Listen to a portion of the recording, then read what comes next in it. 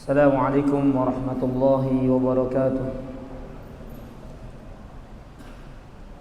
Alhamdulillahi wa kafa, wassalatu wassalamu ala nabiyil mustafa wa ala rasulillahil mujtaba Muhammad ibn Abdullah wa ala alihi wa ashabihi wa man sara ala nahjihi wa iktafa bi atharihi ila yaumil qiyamah.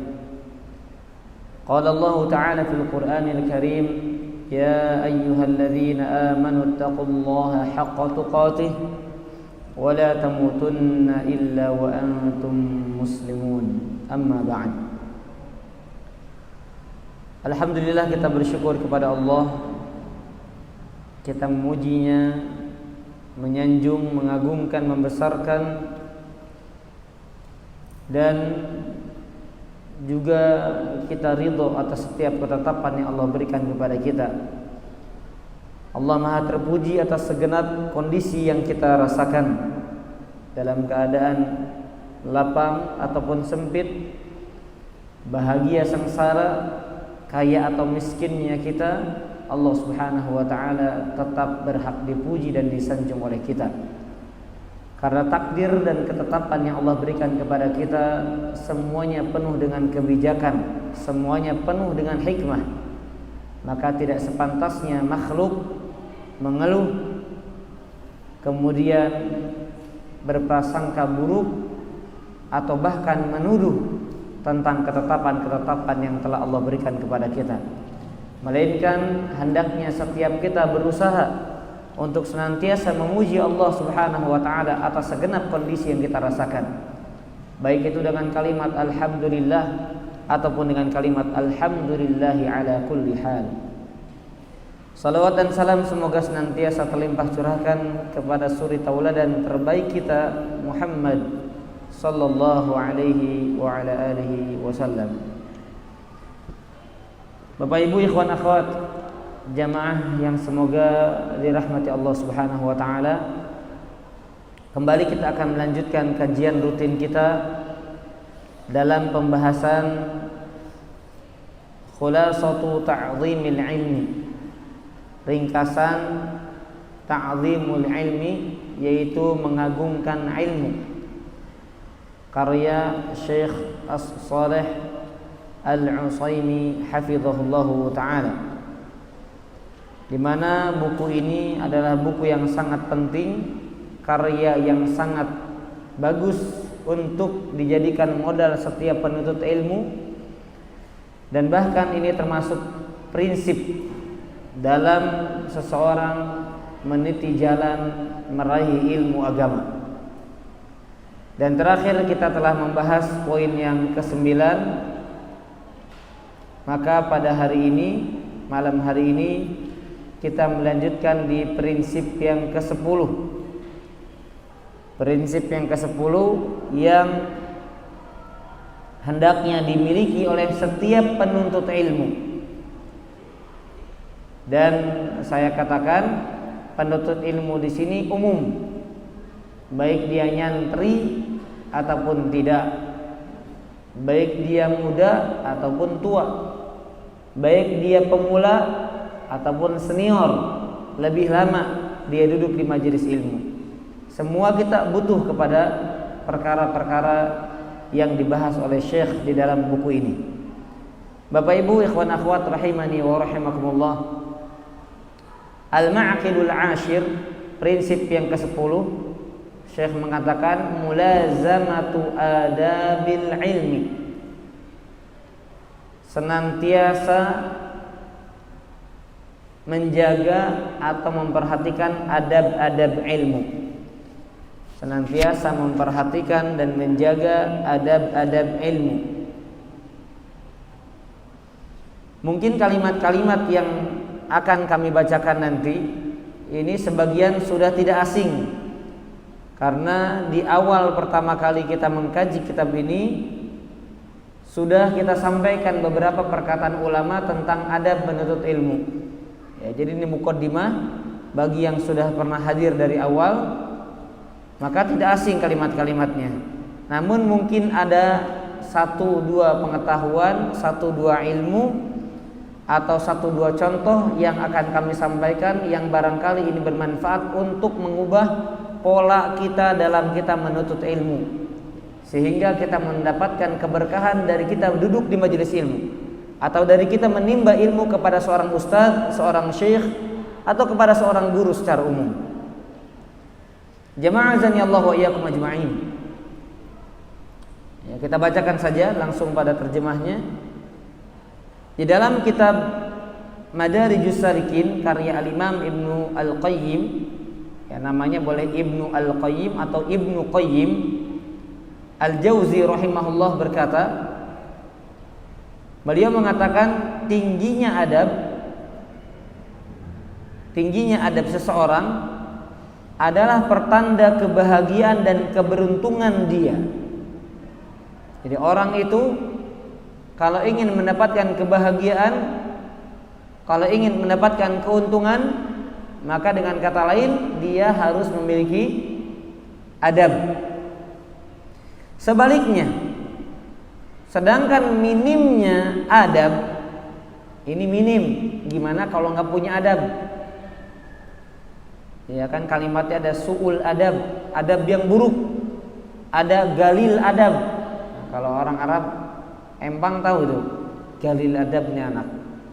Ya, galil itu maksudnya qalil. Kalau orang dengan bahasa amiyahnya atau mungkin dengan bahasa Mesir, qalil jadi galil. Galil adab maksudnya apa? Minim adabnya, sedikit adabnya. Jadi dia punya adab yang baik, tapi dia juga punya adab yang buruk. Bahkan mungkin lebih dominan dalam kehidupannya adab yang buruk dibandingkan adab yang baik. Maka lihat, kalaulah orang ini minim adabnya, maka ini pertanda, kata beliau, adalah alamat kemalangan dan kegagalannya. Jadi orang itu cukup dikatakan orang yang malang, orang yang gagal ketika dia minim adabnya. Bagaimana dengan orang yang tidak punya adab? Maka min babil aula, tentunya lebih parah lagi kondisinya. Kalimatnya jelas ya, kalimatnya jelas. Kemudian juga apa yang dikatakan beliau juga sangat terang benderang. Kemudian beliau mengatakan sarana terbesar untuk mendapatkan kebaikan duniawi dan ukhrawi adalah adab. Sarana besar untuk mendapatkan keberuntungan atau keuntungan duniawi dan ukhrawi adalah adab. Nah, jamaah azani Allah wa iyyakum ajma'in, kita bisa lihat dalam kehidupan realita, dalam kenyataan yang kita lihat. Anggaplah kita punya teman,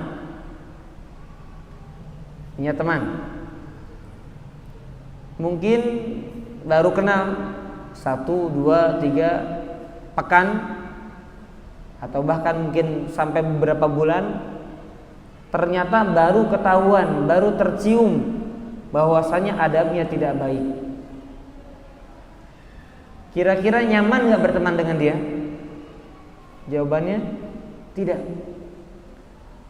Nah, maka orang ini, orang yang tidak punya adab ini, kehilangan keuntungan. Kalau dia merasa beruntung ya berteman dengan kita, akan kehilangan keuntungannya ketika tampak darinya adab yang buruk, adab yang tidak baik. Maka siapa yang akan menemaninya? Siapa yang akan bersahabat dengannya? Begitu pula kita.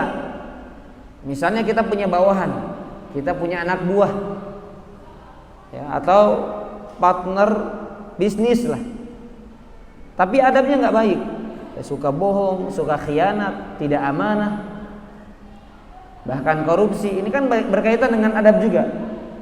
Bagaimana kira-kira? Enggan kita berteman dengannya, enggan kita melangsungkan dan melanjutkan bisnis dengannya. Nah, benarlah apa kata beliau, bahwa saja keuntungan duniawi saja akan hilang dengan hilangnya adab. Begitu pula perkara ini berkaitan dengan keuntungan ukhrawi.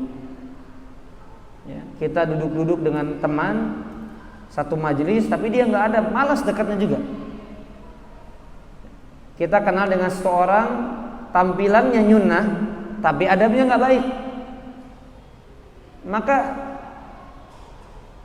ya jujur saja mungkin kalau ada kepentingan dekat kita. Tetapi di belakangnya atau di balik itu apa yang kita rasakan nggak nyaman. Jadi tampilan dia yang sudah nyunnah, mohon maaf ya, nyunnah itu ya tampilannya sunnah sudah sesuai syar'i dan tidak ada pelanggaran-pelanggaran yang dia lakukan dalam penampilan, kita tidak bicara hati. Karena memang hati itu Allah yang bisa menilai. Kita ini melihat yang nampak dari orang tersebut di hadapan mata kita. Apa yang kita lihat itu yang kita nilai. Maka penampakan dia, zahir dia, yang nampak dari dia tidak menolongnya, tidak mendatangkan keuntungan kepadanya karena adabnya yang buruk. Sekalipun tampilannya sudah sunnah. Sebaliknya, ada orang, mohon maaf, tatoan, apalagi anting sampai segede drum, segede apa namanya? Besar itu ya. Mohon maaf, kucel, kuma, tapi adabnya baik, santun. Gimana kira-kira? Mana yang lebih nyaman kita bergaul dengan mereka? Sekalipun penampilannya, mohon maaf, ada pelanggaran syar'i yang dia lakukan. Tapi kita lebih nyaman. Biar ini preman saja, anak jalanan saja lebih santun dibandingkan antum yang nyunnah. Kan begitu realita yang kita rasakan, betul nggak? Nah ini penting. Ikhwan dan akhwat azani Allahu iyyakum. Ini bekal penuntut ilmu yang banyak hilang di tengah-tengah kita, khususnya di zaman ini. Ya, kami sampaikan dan nanti akan kami ulang perkataan ulama. Ini di zaman ini orang ini sudah menyia-nyiakan dan sudah tidak peduli dengan adab.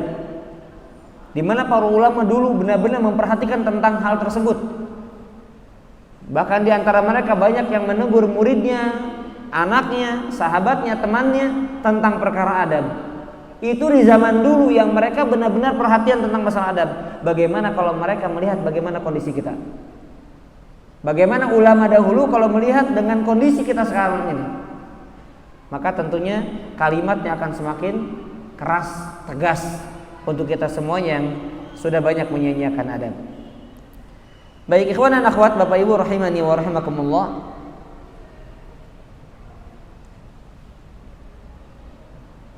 Orang itu ingin mendapatkan keuntungan duniawi dan ukhrawi itu dengan adab. Ya, sebagaimana tadi telah kami sampaikan.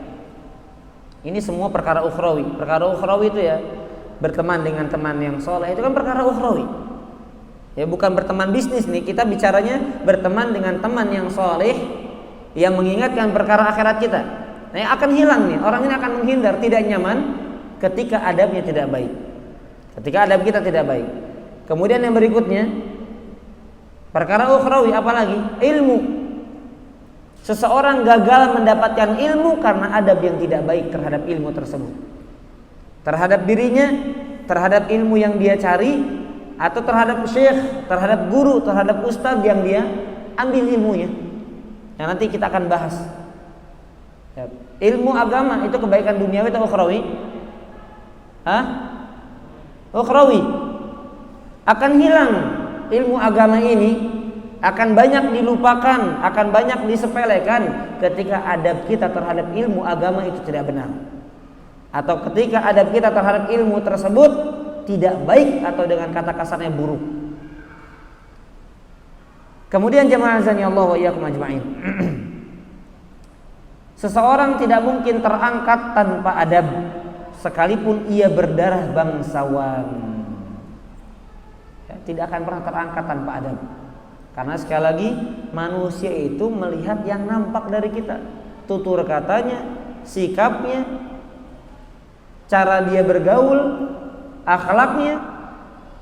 Ya enggak jarang ya, kecuali kalau kita memang tahu tentang bergaul dengan orang-orang yang menyimpang akidahnya. Tapi kalau kehidupan sehari-hari bertetangga, nanya dulu enggak akidah ente apa? Oh akidahnya ini, oh assalamualaikum warahmatullahi. Kan nggak begitu, iya nggak? Kalau kita menjumpai seorang yang baik, sikapnya, perilakunya, akhlaknya, welcome, terbuka kita. Tetapi sebaliknya kalau kita mendapatkan orang ya misalnya anggaplah kita salamin, kita sapa, tapi dia bermuka masam, ya kita jangankan untuk memberikan salam lagi kepada dia, kita cari jalan lain untuk nggak lihat muka dia. Betul nggak? Pernah nggak mengalami begitu? Malas, ogah lihatnya juga. Kenapa? Karena adab yang tidak baik. Ya diantaranya adab kita menyampaikan salam, adabnya dijawab. Atau kita misalnya ketika melewati seorang maka kita sopan santun. Ya makanya ada orang-orang yang mungkin menghindar dari kita, misalnya ketika kita lewat lalu lalang, kemudian tanpa la salam wala kalam, nggak salam, nggak ada ucapan apa-apa, lewat aja, belas gitu. Ya maka ketika lihat kita mungkin kabur orang itu karena malas melihatnya. Nah itulah dalam kehidupan realita kita. Orang itu melihat bagaimana tingkah kita, perilaku kita, akhlak kita dan adab kita. Baik jemaah azan Allah wa iyyakum ajmain. Ya, beliau sampai-sampai menegaskan sekalipun dia berdarah bangsawan. Maka orang yang kalau bahasa kita kan rakyat jelata, profesinya profesi yang dianggap rendah oleh kebanyakan manusia, harta tidak punya, ya, jangankan untuk rumah, untuk makan saja dia bingung apa yang dia makan di esok harinya. Tetapi kalau dia punya adab yang baik, maka manusia akan menghormatinya. Tapi lihat orang yang punya ya tadi darah bangsawan, tapi adabnya tidak baik, adabnya buruk, mungkin orang mendekatinya hanya karena ada kebutuhan, hanya ada keperluan, ada hajat yang ingin dicapai dari orang tersebut, tapi sisanya nggak ada dia menghormatinya. Ya, kalau orang menghormati biasanya kita tanya sama orang-orang yang pernah berbincang, pernah dekat dengan dia. Ya. Nah kalau orang itu membicarakan keburukan tentang kita, oh si fulan begini, si fulan begini, si fulan begini, ya berarti kita nggak benar. Tapi kalau kita baik, sopan santun, ya akan harum warna nama kita, ya akan harum nama kita dengan adab baik yang kita berikan kepada orang lain. Baik jemaah azani Allah wa iyyakum ajmain. Orang yang layak mendapatkan ilmu adalah yang menghiasi dirinya dengan adab. Orang yang layak mendapatkan ilmu adalah orang yang menghiasi dirinya dengan adab. Dan adab ilmu itu ada pada 3 perkara. Ya disebutkan di dalam syarahnya, beliau menyebutkan baik itu adab personal. Nah ini ada 3 ya. Antum yang punya bukunya tinggal garis bawahi. Baik itu adab personal, maksudnya adab dirinya, pribadinya. Yang kedua adalah adab saat menghadiri pelajaran, berarti adab di majelis ilmu. Dan yang ketiga al-adabu ma'asy-syaikh, dan adab terhadap gurunya. Jadi ada berarti 3. Adab terhadap dirinya, personalnya, adab di majelis ilmunya, dan adab kepada guru yang dia ambil ilmunya. Ya bahkan 4 di sini, mohon maaf. Al-adabu ma'al qarin, ada 4 ya. Dan adab terhadap atau bersama temannya. Adab bersama temannya. Kemudian jamaah azanillahu wa iyyakum ajmain, beliau melanjutkan, Yusuf bin Al-Husain rahimahullah menjelaskan, dengan adablah engkau bisa memahami ilmu. Dengan adablah engkau bisa memahami ilmu. Kenapa demikian? Sebab orang yang beradab akan terlihat pantas untuk mendapatkan ilmu. Kita bacakan dulu baru kita jelaskan ya. Sehingga para guru pun, nah ini santri mohon perhatian ya. Mohon perhatikan ini. Sebab orang yang beradab akan terlihat pantas untuk mendapatkan ilmu. Sehingga para guru pun, para asatid, para pengajar berupaya untuk mentransferkan ilmu kepadanya, disampaikan ilmu, ditransfer ilmu kepada orang tersebut. Adapun orang yang minim adab justru dikhawatirkan ilmu akan sia-sia manakala diberikan kepadanya. Nah, perhatikan jamaah azanillahu iyyakum, khususnya para santri di sini dan umumnya para penuntut ilmu. Ada contoh yang disebutkan oleh Syekh di sini. Kalau kita lihat ya, kita lihat anggaplah ada orang yang ngaji sama kita 2 orang, privat lah anggap. Yang satu sangat santun, sangat beradab, yang satu tidak. Kira-kira guru ini ogah beri ke siapa? Kepada yang tidak. Nah, ini benar. Masuk nggak pernah, ketika absen nggak pernah izin. Ketika masuk selalu terlambat. Ketika datang nggak salam nggak apa, langsung duduk nuntut ilmu. Misalnya nih, contohnya ini guru, wallah ini fitrahnya ya, bukan karena mencepelekan, nggak apa-apa, yang penting dia belajar, yang penting saya mengajarkan ikhlas. Enggak, ini fitrah guru, ini fitrah manusia. Pasti gurunya malas mentransferkan ilmu kepadanya. Kenapa? Karena menganggap ini ilmu yang sangat mulia, tidak pantas diberikan kepada orang yang tidak pantas mengembannya. Dan ini wajar, Pak. Jangan bilang, "Wah, ini gurunya pilih-pilih nih." Ini gurunya harusnya kan tugas dia kan mentransfer ilmu, tugas dia kan menyampaikan. Terserah orang ini adalah orang yang beradab, yang tidak, ya pokoknya sampaikan. Enggak demikian. Kenapa? Karena guru ini menimbang-nimbang. Ini orang pantas nggak dapat ilmu. Nah, bahkan guru ini tidak mentransferkan ilmu kepada orang yang tidak beradab. Kenapa? Justru ini sebagai wujud dia memuliakan ilmu. Kalau dia tidak memuliakan ilmu, perhatikan, kalau dia tidak memuliakan ilmu, maka dia akan sembarangan beri kepada siapa saja dia berikan. Siapa saja berhak. Enggak. Tentu ada perbedaan dan ini wajar. Ya, ini dari zaman ke zaman terjadi seperti ini. Ya, maka saya pun merasakan, para hadirin rahimani warahmatullah, saya punya santri, saya punya kelompok privat ngaji yang khusus ya. Kalau umum begini kan kita ya mohon maaf nggak banyak kenal ya. Datang siapa saja, keluar ya, ada yang kenal, ada yang tidak, ada yang mungkin kenal hanya wajahnya saja tanpa nama, ada nama tanpa wajah. Betul? Oh, nggak ada ya nama tanpa wajah. Nggak ada kita kenal nama tanpa wajah di sini nggak ya. Nah, maka ini kurang ya, maksudnya nggak sebagaimana di majelis khusus. Ya, tapi saya jujur ketika ada santri yang dia semangat. Ya, waktu dikorbankan, waktu diluangkan, bahkan dia minta, "Ustaz tolong." Itu dada kita ini lapang untuk meluangkan waktu, sekalipun letih, sekalipun capek, terbayar dengan hausnya dia menuntut ilmu. Tapi orang malas-malasan, "Wallahi malas saya ngajarnya." Nah, ini biar santri ngerasain, "Wallahi malas ngajarnya." Ini orang saya yang semangat ngajar, tapi dia ogah-ogahan, malas ngajarnya. Ya. Maka kenapa? Karena ini ilmu mahal bener, ilmu agama. Ini bukan sejarah maksudnya sejarah duniawi, bukan IPA, bukan IPS yang orang tidak tahu pun tidak dosa. Ya kan demikian. Nggak tahu nggak dosa dia, nggak akan ditanya sama malaikat di mana letak garis khatulistiwa. Nggak ada, ya. Tapi ini ilmu agama, ilmu din yang sangat mahal dan tidak diberikan kecuali kepada orang-orang yang dia menuntut ilmu dengan adab. Nah, maka perhatikan jamaah azani Allah wa iyyakum. Kita semua sekalipun, mohon maaf nih jamaah yang jamaah harian lepas juga saya sering sampaikan itu ya.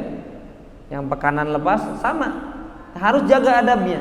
Kalau tidak mau gagal dalam kita menuntut ilmu atau hilang ilmu dari kita. Kalaupun tidak hilang ilmu atau pengetahuan yang kita miliki, hilang keberkahan ilmu yang kita dapatkan. Ya, apa hukuman terberat dari hilang keberkahan dari ilmu yang kita sudah cari dengan letih, dengan capek, kita berjuang, kita korbankan waktu, kita korbankan tenaga, kita korbankan harta bahkan. Maka kita harus jaga adabnya. Baik. Nah, Syekh di sini juga memberikan contoh. Ada orang bertanya, "Ustaz, antum kemarin," nah ini perhatikan ya. "Antum kemarin bilang begini-begini. Bukannya dalilnya begini-begini." Ini orang enggak adab. Ini Syekh yang berikan contoh nih. Beda dengan begini, "Syekh, ahsanallahu ilaikum." Syekh, semoga Allah memberikan kebaikan, memberikan balasan kepada antum, kepada Anda, kepada ustaz misalnya. Kemudian ya dia mengatakan, murid mengatakan, "Kemarin ustaz mengatakan begini. Nah, saya ada yang bingung saya. Ada yang ingin saya tanyakan." Kan enak. Beda dengan kalimat yang protes. "Ustaz, antum kemarin begini loh. Itu ana lihat di buku Ustaz ini kok nggak begini ya?" Ini malas Pak. Ya, coba antum apalagi ya merasa yang begini lah. Anggaplah antum lebih tua, kemudian ada sikap dari orang yang lebih muda dari antum dengan sikap yang tidak baik. Mungkin kalau dengan yang setara mungkin biasa saja ya. Tapi kalau kita yang lebih tua, kita sebagai guru, maka pasti akan merasakan hal yang sama. Ya misalnya antum di jalan ada anak kecil negur antum dengan cara yang tidak sopan, maka antum akan rasakan ya sempitnya dada. Ya maksudnya antum, ada sesuatu yang antum merasakan dalam hati antum bahwasanya ini perbuatan yang tidak baik. Ya maka ya ana sampaikan juga ini untuk para ikhwan dan akhwat juga, terkadang salah meletakkan istilah, ya kurang tepat dalam menyampaikan istilah. Ya kan biasanya kalau sudah mulai ngaji, Anda kamu berubah jadi antum ya. Saya jadi anak kan gitu kan. Kemudian teman ke teman menjadi apa? Akhi. Akhi ukhti. Ya, tapi enggak masalah, itu bahasa Arab dilatih dan disiarkan bagus. Tapi jangan salah menyampaikan. Ada orang yang usia 20 tahun kepada orang usia 40 tahun bilangnya apa? Akhi. Kira-kira tepatnya? Kira-kira tepatnya? Hah? Kalau dalam bahasa Arab tepat, tapi dia ngomong harus bahasa Arab. Kalau dalam bahasa Arab tepat, akhi saudaraku, betul. Tapi kira-kira akhi, panggil Pak lah, Mas, Bang, masa panggil akhi? Nggak pas itu penempatannya. Ya kemudian yang usia 20 ke 40 ini saya sampaikan ya, karena bahasa-bahasa ini juga kembali kepada uruf, kembali kepada adat. Ya kepada guru saya pernah sampaikan dan saya pernah diskusi dengan beberapa asatid. Ya, ketika saya menyampaikan ya apa yang saya rasakan, apa yang saya sampaikan itu berupa perkataan, saya sampaikan ya. Beliau mengatakan ya betul, apa yang saya sampaikan betul. Ya sering kita akan menyampaikan dengan kalimat antum gitu ya. Nah ini sekalipun lebih tua, kalau kepada guru jangan pakai kalimat antum. Ya, ini saya sampaikan. Misalnya ya antum lah anggap ya ada Ustadz Firanda misalnya. Ustadz, ana mau nanya sama antum, itu nggak pas. Itu etikanya kurang. Terus bagaimana bahasa yang tepat ya? Katakan Ustadz, saya ingin bertanya kepada Ustadz, diulang lagi. Ya sama kayak bahasa kita lah begini. Kita sama teman biasanya atau yang lebih tua, Mas, saya mau nanya Mas, kan begitu.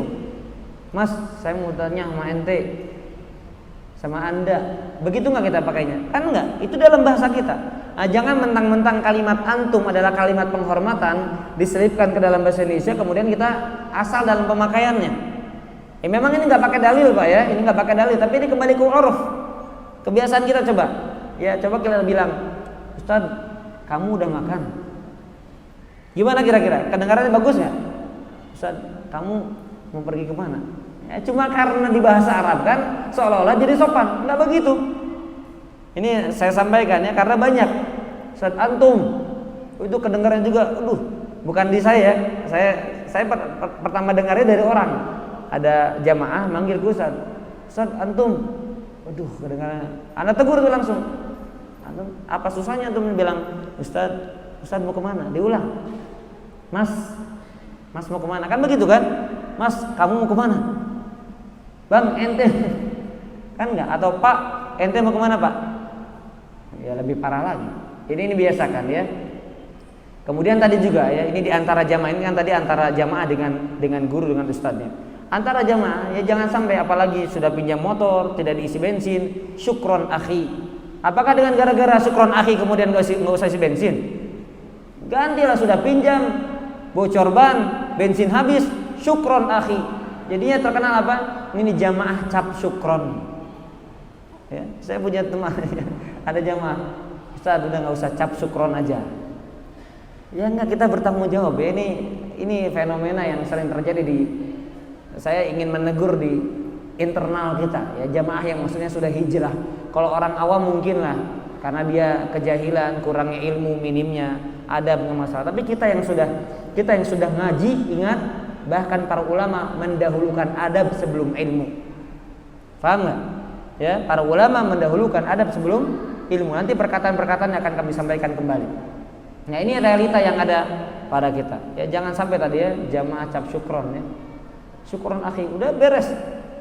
Akhi, afwan, motornya tabrakan. Penyok. Syukronnya. Beres kira-kira? Ya afwan. Nggak mungkin itu. Benerin lah, kan gitu kan bahasanya. Ya ini untuk para ikhwan, para akhwat juga demikian. Misalnya antara para akhwat yang meminjam sesuatu terus hilang, aduh afwannya. Ya kalau bisa bertanggung jawab, tanggung jawab. Jangan afwan, selesai urusan. Ini kan hak manusia yang harus kita bayar, yang harus kita bertanggung jawabkan. Bukan sekadar dengan syukron, afwan, jazakallah khair, selesai urusannya. Enggak. Ya ini sekali lagi perkara adab keseharian. Baik. Jamaah azanillahu wa iyyakum ajma'in. Kemudian berikutnya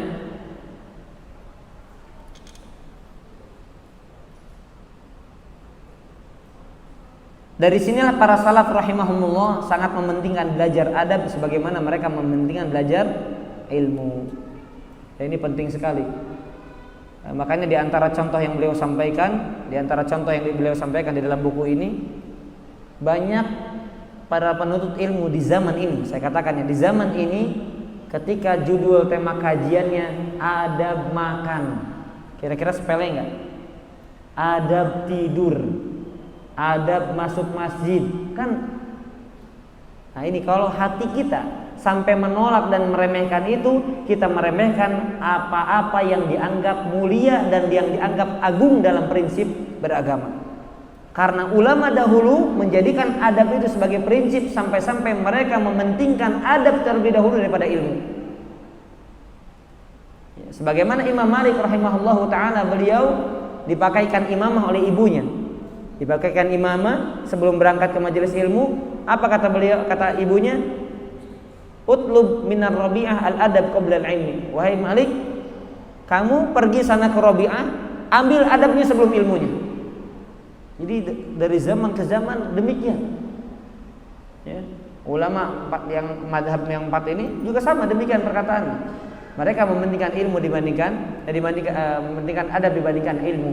Atau mereka memperhatikan terhadap adab, perkara adab, sama perhatiannya sama seperti perhatian mereka terhadap ilmu. Tapi kalau kita tidak, makanya kita lihat kehilangan keberkahan ini karena kita nggak tahu adab salam. Ya, salam itu seperti apa? Saat berjumpa, saat berpisah, kemudian ketika masuk masjid, ketika kita akan makan, ketika akan minum, ketika dalam pertemuan, ketika dalam perkumpulan, ketika dalam majelis ilmu, dan banyak. Lihat kehidupan kita dari mulai bangun tidur sampai tidur lagi pasti ada adab. Betul nggak? Pasti ada adabnya. Masuk kamar mandi ada adabnya. Mohon maaf, berhubungan suami istri, yang jomblo jangan dengar, pura-pura tuli aja. Ketika hubungan suami istri ada adabnya. Ketika menggunakan pakaian ada adabnya. Ketika melepaskan pakaian ada adabnya. Ketika menggunakan sandal ada adabnya. Semua Pak. Kalau kita nggak perhatian terhadap itu, berarti kita telah menyia-nyiakan perkara yang sangat penting dalam agama. Itulah kita dikatakan, maka jangan tersinggung kalau kita dikatakan orang yang minim adab. Kita semua sama. Ya. Maka penting ini kita sampaikan, apalagi yang kami bahas ini, yang sedang kita bahas ini adalah adab terhadap ilmu. Kita sedang nuntut ilmu, kita sedang kajian rutin, maka perhatikan itu. Ya, banyak keberkahan, mohon maaf ya, di majelis ilmu, orang sambil kajian, depannya asbak, gurunya ngaji dia, gurunya sama, innalhamdulillah, sama-sama kacau maksudnya. Sama-sama ya, nggak punya adab terhadap majelis ilmu. Kita lanjutkan kajian kita dalam pembahasan kitab Khulasatu Ta'zimil Ilmi dalam prinsip yang ke-10, yaitu senantiasa memelihara atau menjaga adab ilmu. Bapak Ibu, ikhwan akhwat rahimani wa rahimakumullah. Berikutnya kami sampaikan beberapa perkataan ulama tentang pentingnya adab. Di antaranya adalah perkataan Ibnu Sirin. Ibnu Sirin ini salah seorang ulama dari kalangan tabi'in, berarti berjumpa dengan para sahabat Nabi SAW. Beliau menuturkan para salaf maksudnya para pendahulu, mempelajari adab sebagaimana mereka mempelajari ilmu. Itu orang-orang yang tahu tentang pentingnya adab. Para ulama yang mereka menjadi panutan. Kata Ibnu Sirin, seorang tabi'in, mereka dulu para ulama salaf mementingkan, atau dengan bahasa beliau, mereka mempelajari adab sebagaimana mereka mempelajari ilmu. Maka Bapak Ibu rahimani wa rahimakumullah, perlu kita perhatikan dalam keseharian kita mulai hari ini. Perhatian kita terhadap adab semestinya sama seperti perhatian kita terhadap ilmu. Ya, kalau anggaplah dalam sepekan kita sekali ngaji ilmu, maka sekali ngaji juga tentang adab. Kalau kajian ilmunya 2 jam, maka kajian adabnya juga 2 jam. Kalau kita ikut sebagaimana perkataan Ibnu Sirin, perhatian mereka terhadap ilmu sama seperti perhatian mereka terhadap atau apa? Adab, sama seperti perhatian mereka terhadap ilmu. Kalau kajiannya sepekan 3 kali, ya maka kajian adabnya juga sama. Artinya setara. Ya kalau perkataan ini 50-50, 50-50. Karena kalimatnya sebagaimana sama seperti perhatian mereka terhadap ilmu. Bahkan beliau berkata, bal inna qa'ifatan minhum yuqaddimuna ta'allumahu ala ta'allumil ilmi. Bahkan sebagian mereka, sebagian kelompok di antara mereka lebih mendahulukan belajar adab dibanding belajar ilmu. Pertanyaannya, maksudnya gimana? Kan belajar adab juga ilmu, betul kan gitu ya? Ya maksudnya belajar ilmu yang kaitannya dengan adab. Adab bangun tidur, adab mau tidur, adab makan, adab pagi, adab di waktu duha, adab di siang hari, begitu. Ya, adab sebelum wudu, adab setelah wudu, adab sebelum sholat, adab setelah sholat, adab dalam sholat. Itu semuanya ada. Maka ya dari sini saya mengajak diri saya pribadi khususnya dan Bapak Ibu sekalian, ya coba beli buku-buku, dan sekarang sudah banyak diterjemahkan ya tentang buku-buku yang berkaitan dengan adab. Ya karena mereka sampai-sampai kata beliau ini lebih mendahulukan, mengutamakan belajar adab, ilmu yang berkaitan dengan adab dibandingkan yang lainnya. Nah, ini berarti bagaimana mereka mengetahui mana yang lebih didahulukan, hal yang paling penting dari yang penting, terpenting dari yang penting. Yang lain penting, fikih, ya fikih ibadah penting, tetapi tidak kalah pentingnya adab. Bahkan mereka lebih mendahulukan adab dibandingkan belajar ilmu. Kemudian Malik bin Anas berkata kepada seorang pemuda dari kalangan Quraisy, "Ya ibna akhi, ta'allamil adab qabla an tata'allamal ilma." Imam Malik, sekelas Imam Malik, mengarahkan kepada seorang pemuda dari kalangan Quraisy, "Wahai anak saudaraku, ta'allam al-adab." Wahai saudaraku, belajarlah kamu adab sebelum kamu belajar ilmu. Maka lihat, di zaman kita ini, di tahun kita yang kita lalui ini, kira-kira gimana prakteknya? Jauh dari contoh para ulama terdahulu. Ya, makanya ya, kita beri tema dengan apa? Gagal dapat ilmu. Ya itulah karena gagalnya kita mempelajari adab. Bagaimana kita akan mempraktekannya sedangkan kita tidak mempelajarinya? Gimana kita mau sholat tapi kita nggak belajar cara sholat?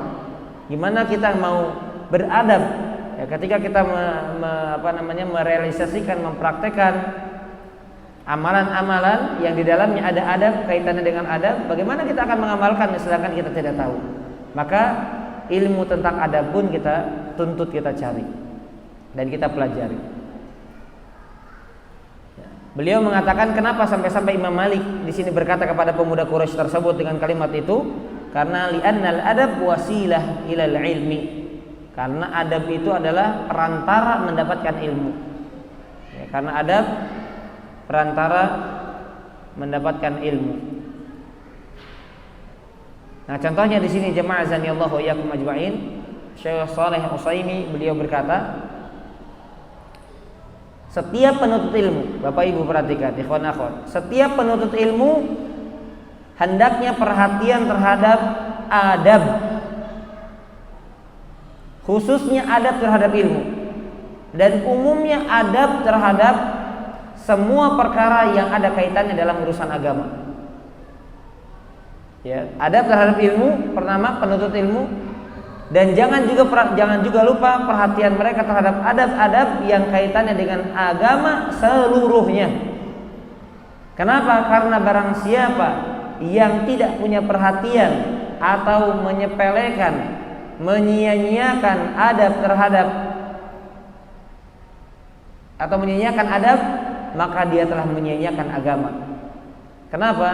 Karena adab bagian dari agama. Sekali lagi saya ulangi, barang siapa yang menyia-nyiakan, menyepelekan adab, sungguh dia telah menyepelekan agama, karena adab bagian dari agama. Bahkan beliau mengatakan dengan kalimat lainnya, wa idza qawiyatil adabu fin nafsi qawiyatin nafsu ala talabid din. Barang siapa yang kuat adabnya dalam diri, dalam personalnya, maka jiwanya akan kuat dalam menuntut ilmu agama, dalam agamanya. Tetapi sebaliknya, kalau adabnya lemah dalam dirinya, maka dirinya akan lemah dalam mencari agama dan dalam mengamalkan agama itu. Nah, berarti di antara faktor kenapa kita nggak istiqomah, karena kita nggak beradab. Bagaimana akan kuat kita dalam beragama, dalam mengamalkannya, dalam menuntut ilmu tentangnya, sedangkan adab kita terhadapnya tidak ada, atau minim adab kita terhadap hal tersebut. Ini di antara faktor kenapa seseorang itu tidak kuat atau tidak konsisten atau tidak istiqomah dalam menjalankan agama, karena di antaranya lemahnya adab.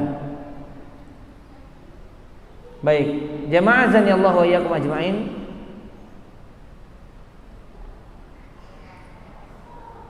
Mereka, para salaf, para pendahulu, kepada murid-muridnya mereka mentalkinkan, ya, membacakan buku-buku tentang adab. Ya, seperti contohnya yang mungkin yang bisa kita pelajari di waktu yang akan datang, ya. Antum misalnya punya buku tentang, ya, Tadhkiratus Sami' wal Mutakallim yang dibahas oleh Ustaz Nuzul, ya, itu bagus. Ya, Tadhkiratus Sami' punya Imam Ibnu Jamaah, ya. Nah, itu penting juga. Kemudian juga kitab Mukhtasar, kitab ringkasan, ya, judulnya Ta'limul Muta'allim. Itu juga penting. Ya, coba antum miliki, antum beli bukunya Ta'limul Muta'allim. Kemudian juga tadi Tadhkiratus Sami'.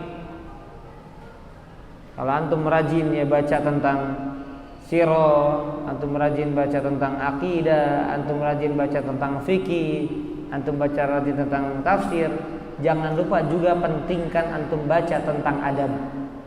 Karena sekali lagi, adab wasilah untuk ilmu fikih, ilmu tafsir, ilmu akidah, dan seterusnya. Nah, bagaimana kita akan sampai kepada ilmu tersebut sedangkan perantaranya nggak ada? Kita mau nyampe keluar pulau tapi kita nggak ada kendaraan, jalan kaki nggak bisa. Nah, itulah wasilah. Wasilah itu kan perantara yang menghantarkan kita kepada tujuan. Nah, tujuan kita untuk dapat ilmu tafsir, ilmu akidah, ilmu fikih, dan seterusnya, wasilahnya dengan adab. Dan adab itu dipelajari sebagaimana ilmu itu dipelajari. Baik, kemudian jamaah azanillahu wa iyyakum ajma'in. Makhlad bin Al-Husain berkata kepada Ibnu Mubarak, ya, di suatu hari Makhlad bin Al-Husain berkata kepada Al-Mubarak, nahnu ila katsiri minal adab ahwaju minna ila katsiri minal ilmi. Ya, kalimatnya sampai-sampai sedemikian betapa mereka mementingkan adab. Kami lebih butuh kepada banyaknya adab. Jadi kami lebih butuh kepada adab, itu lebih banyak kebutuhan kami kepada adab dibandingkan kebutuhan kami terhadap ilmu. Nah, kita kan sebaliknya kan, ilmu ini diraup, dibaca, dipelajari, dihadiri kajiannya. Tapi kalau ada makan, tadi sekali lagi ya, ada buang air, ada ini pelajaran SD, ini pelajaran TK, ini pelajaran SMP, kan begitu. Syekh Shalih Al-Utsaimin sampai menjelaskan seolah-olah kita sudah mencapai derajat yang tinggi, padahal ini perkara-perkara prinsip. Seolah-olah kita sudah mencapai derajatnya para penuntut ilmu yang sudah mencapai tingkatan yang istilahnya tingkatan dasar, tingkatan menengah, bahkan tingkatan yang atas, padahal tingkatan bawahnya kita nggak pelajari. Yang nggak bisa kita mempelajari agama itu instan, nggak bisa. Beda dengan pelajaran-pelajaran lainnya. Baik, kemudian jamaah azanillahu yakum, perkataan ibunya Imam Malik sudah kami sampaikan. Adapun berikutnya Imam Malik juga berkata, wa inna ma hurima katsirun min talabatil asri, Syekh Shalih Al-Utsaimin di sini ya, bitadhi'il adab. Banyaknya para penuntut ilmu di zaman ini kehilangan ilmu karena mereka menyepelekan adab, karena mereka menyia-nyiakan adab. Maka sekali lagi saya ulang kata-kata saya ya, kalimat yang saya ringkas dari ucapan beliau, di antara faktor penyebab kita tidak istiqomah adalah karena kita kurang perhatian terhadap adab. Itu yang membuat kita tidak istiqomah dalam menjalankan agama ini ya, agama yang sangat mulia ini.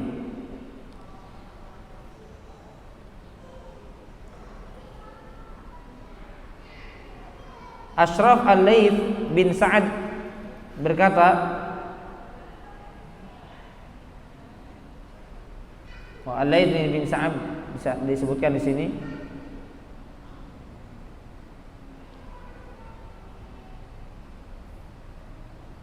Al-Laits bin Sa'ad suatu saat bertemu sekelompok pelajar hadis.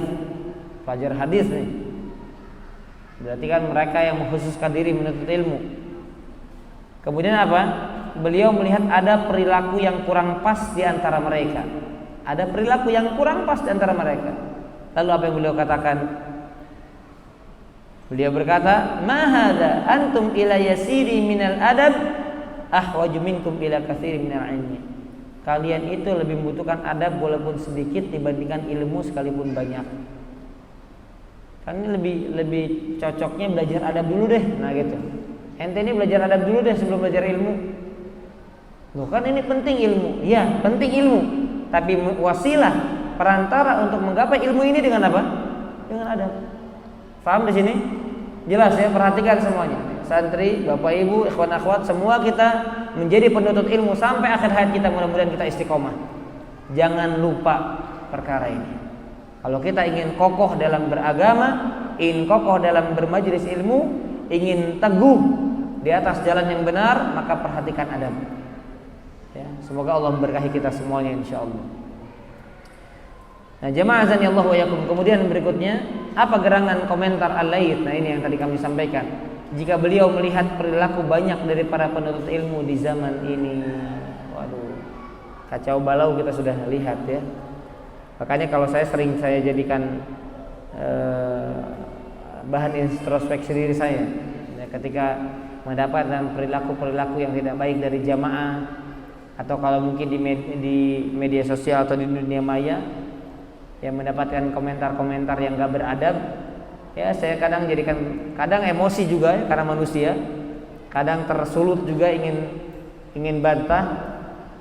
Tapi terkadang saya berpikir juga, mungkin saya pernah berperilaku demikian kepada orang lain, ini balasan dari Allah. Atau mungkin dari santai, mungkin saya pernah berperilaku ini kepada ustadz saya dulu, kepada guru saya dulu, ini balasan untuk saya dari apa yang telah saya perbuat. Ya, karena memang begitulah ya, Allah telah tetapkan kalau seseorang itu ya bahasanya berbuat zalim, maka dia akan meneguk air dari gelas yang sama. Maksudnya dia akan mendapatkan balasan yang sama, setimpal, sesuai dengan perbuatannya. Sebagaimana Allah mengatakan di dalam surat An-Naba, jazaa'u wifaqa. Jazaan, balasan itu wifaqo, sesuai. Kita pernah gak adab sama orang lain, kita suatu saat akan mendapatkan orang lain gak beradab sama kita. Jelas ya? Baik. Sebagai kesimpulan di akhir kajian ini, sebelum barangkali ada pertanyaan yang ingin disampaikan, ya ini lihat ulama dari zaman tabi'in kita dengar, kemudian berikutnya di zaman imam madhab yang 4, ya mereka benar-benar perhatian mereka terhadap adab itu luar biasa. Ya, bahkan di sini kalimatnya kan al-ma'qid, prinsip.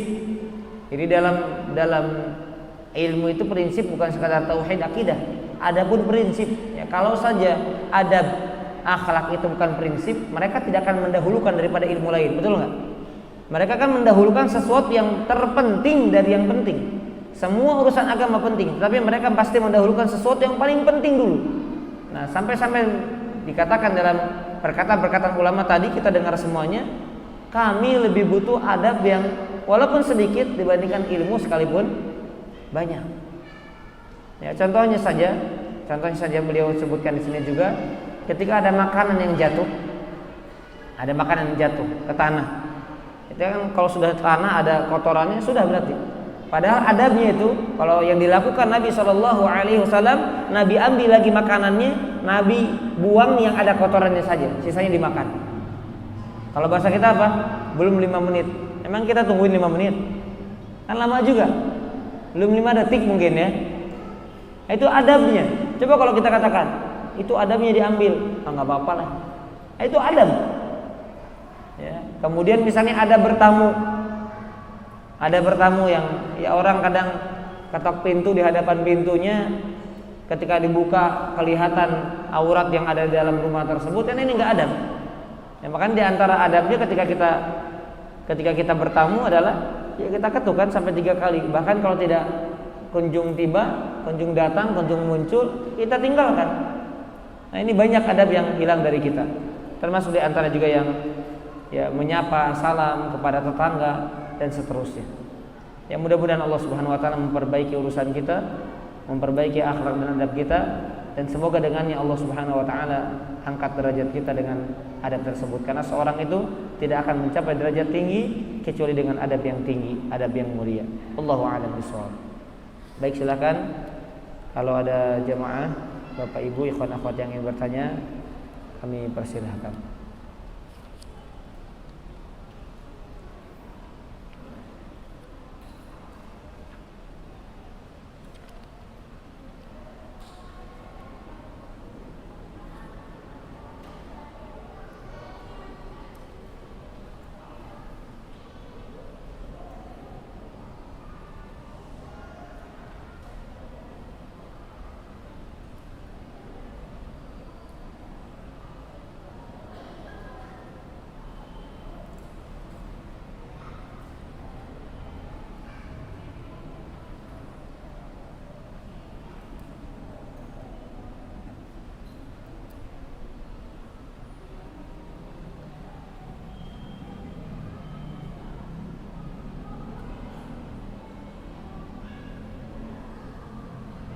Baik. Kalau tidak ada, mungkin kami cukupkan dahulu pertemuan kita. Ya, sekali lagi kami ingatkan, inilah pentingnya kita mempelajari adab. Nah, jangan sampai antum ya khususnya, apalagi yang ngaji, apalagi yang istiqomah, apalagi yang kajiannya ahli tematik. Kalau ada tematik dia hadir, kalau kajian rutin dia kurang bersemangat, maka jangan lupa ini PR untuk kita semuanya, memperbaiki adab kita, terutama adab terhadap ilmu dan secara umum adab dalam kita beragama secara menyeluruh. Ya, kita kan beragama dalam setiap lingkup, dalam setiap sisi. Ya, sekali lagi dari mulai bangun sampai tidur kembali, itu ada adab-adabnya. Ya, kita berusaha pelan-pelan. Setidaknya kita baca secara umum, lalu kita praktekkan, kita baca sedikit-sedikit, kita ulang lagi. Maka mudah-mudahan dengan hal itu dapat membantu kita memperbaiki urusan ibadah kita. Ya, karena beliau di akhir buku ini mengatakan ilmu itu dicari bukan karena zat ilmunya, bukan poin ilmunya, tapi dengan ilmu itu kita memperbaiki ibadah kita, kita memperbaiki adab kita, kita memperbaiki akhlak kita. Jadi ilmu ya untuk menghantarkan kita untuk mengamalkan, bukan sekadar menjadi teori, rumus yang kita hafalkan, kemudian tidak ada realisasi dan praktek dari ilmu tersebut. Kita tutup dengan doa kafaratul majlis. Subhanakallahumma bihamdika asyhadu an la ilaha illa anta astaghfiruka wa atubu ilaik. Mohon maaf apabila ada kesalahan. Wassallallahu ala nabiyina Muhammad wa ala alihi washabbihi wasallam. Assalamualaikum warahmatullahi wabarakatuh.